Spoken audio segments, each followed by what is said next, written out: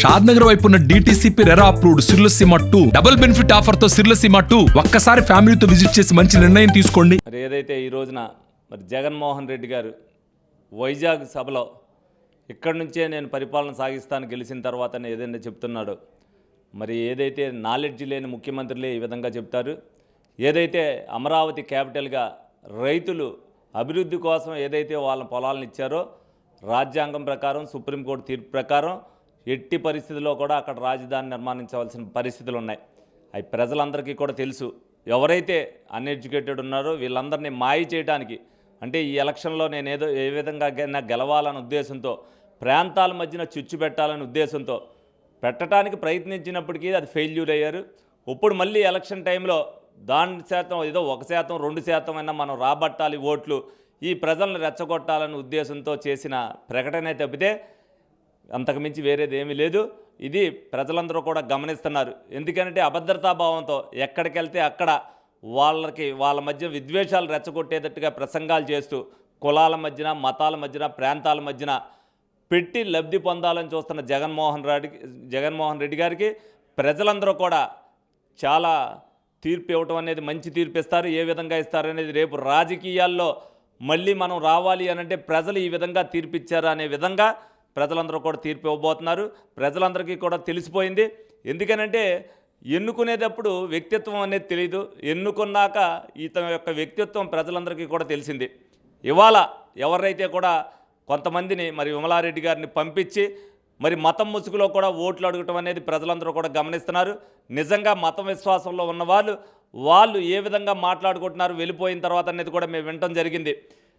ఇదివరకు లోగడ 2019లో ప్రాంతాల మధ్యన, మతాల మధ్యన విద్వేషాలు సృష్టించి అధికారంలోకి రావడం జరిగింది. 2019 నుంచి మరి ఫ్యాక్షనిజం నేపథ్యంలో ఏదైతే సొంత బాబాయిని అలాగే సొంత చెల్లిని ఏ విధమైన ఇబ్బందులు పెట్టారనేది ప్రజలందరూ కూడా చూశారు. రాబోయే రోజుల్లో ప్రజలందరినీ కూడా ఇదే విధమైన ఇబ్బందులు పెడతారని ప్రజలందరూ కూడా గ్రహించారు. మొన్నటి దాకా వాళ్ళు నోరిప్పి మాట్లాడలేని కూడా ఈ రోజున మేము ఎక్కడికైనా వెళ్తే ఇతను మళ్ళీ వస్తే రాష్ట్రం ఉండదండి, ఇతన్ని మనం గెలిపించవలసిన అవసరం లేదు, ఒక్కసారి అన్నందుకే ఈ విధంగా జరిగింది, ఇంకొకసారి వస్తే మనం అసలు తట్టుకోలేమనే పరిస్థితిలో ప్రజలందరూ ఉన్నారు. అదే విధమైన తీర్పుని రేపొద్దున ఇవ్వబోతున్నారని మేము నిర్మోహమాటంగా చెప్పడం జరుగుతుంది. వైజాగ్ నుంచి మళ్ళీ గెలిస్తే కదా, ఆయన అలాగో గెలవడంటున్నాడు కాబట్టి వైజాగ్ నుంచి పరిపాలన చేస్తానని చెప్తున్నాడు. ఆయన ఏదైతే వైనాట్ 175 అన్నాడో ఆ మూడిట్లో ఏ ఫిగర్ వస్తుందో నాకైతే తెలియదు. 1 వస్తుందో, 7 వస్తుందో, 5 వస్తుందో. తప్పనిసరిగా ప్రజల మట్టుకు తిరుగుబాటుతనంతో ఉన్నారు. విప్లవాత్మకమైన మార్పు వచ్చింది. ప్రజలందరూ కూడా వాళ్ళందరూ కూడా తెలుసుకున్నారు. రేపు నోటిఫికేషన్ వచ్చాక ఇప్పుడు ఏ విధంగా అయితే మొన్నటిదాకా రాలేదో అభద్రతాభావంతో ఉన్నారు. వీళ్ళు ఏమన్నా చేస్తారు, భయభ్రాంతులు చేశారు. ప్రజలందరూ కూడా భయం వేడినాది, బానిసత్వ బతుకు మనం బతకూడదన్న ఉద్దేశంతో వాళ్ళందరూ కూడా, అంటే ఇక వైజాగ్ అనేది ఆయన పరిపాలించడానికి ఆయన గెలిస్తే కదా చెప్పేది. మేము ఇవాళకి కూడా తెలుగుదేశం కానీ, జనసేన కూటమి కానీ, చంద్రబాబు నాయుడు గారు, పవన్ కళ్యాణ్ గారు కానీ మేము అమరావతి రాజధాని, ఏకైక రాజధానినే చెప్తున్నాం. ప్రజలు ఎక్కడ ఏం అంటలేదే. ఇతను వైజాగ్ అన్నందుకు ఎవరైనా శభాషను ఒకళ్ళు చెప్తున్నారా? ఎవరైతే ప్రాంతాల మధ్య విద్వేషాలు రెచ్చగొట్టాలో వాళ్ళు చెప్తున్నారు తప్పితే ఇటువంటిది ప్రజలు ఎవరో కూడా యాక్సెప్ట్ చేయట్లేదు. ప్రజలు యాక్సెప్ట్ చేయని దాన్ని ఈయన చెప్పుకునే ఉపయోగం ఏముందని సందర్భంగా తెలియజేస్తున్నాను. అలాగే ఆయన ఆస్తులు అక్కడ ఉన్నాయి కాబట్టి అవి పెంపొందించుకోవడానికి సాయిరెడ్డి గారు ఇవ్వచ్చు, జగన్మోహన్ రెడ్డి గారు ఇవ్వచ్చు, వాళ్ళ బంధువులు విజయసాయి రెడ్డి గారు ఇవ్వచ్చు. తప్పనిసరిగా వాళ్ళందరూ కూడా ఆస్తులు డెవలప్మెంట్ చేసుకోవడానికి, అమ్ముకోవడానికి ఇటువంటి ప్రకటనలు చేసి ఎలక్షన్ ముందే వాళ్ళ ఆస్తులు అమ్ముకోవడానికి చేసే ప్రకటనగా ఉంది తప్పితే అంతకుమించి వేరేదేమీ లేదు. వెంకట్రావు, ఏలూరు జిల్లా. ఈరోజు రాష్ట్ర ముఖ్యమంత్రి వర్యులు జగన్మోహన్ రెడ్డి గారు విశాఖలో జరిగినటువంటి ఒక సెమినార్లో, మీటింగ్లో మరొకసారి వారు ప్రకటించారు.